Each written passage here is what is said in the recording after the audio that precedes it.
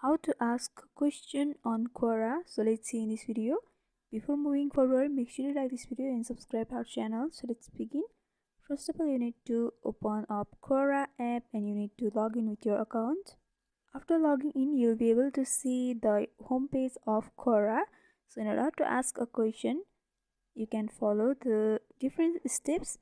The first and easiest step is you'll be able to see the what do you want to ask and share question in a text box. So you have to simply tap on the text box, and from over here you can add a question. You can also create a post over there by simply swiping to the create post option. And the second way to ask a question is you have to tap on the search bar in the right upper corner, and from over there also you can search for any type of questions that you want to ask.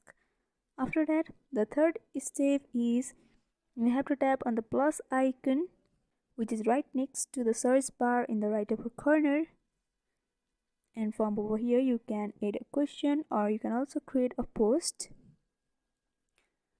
So by 3 easy steps you can ask a question on Quora. So hope this video was helpful. Don't forget to like, comment, share and subscribe our channel for more videos like this. Thanks for watching.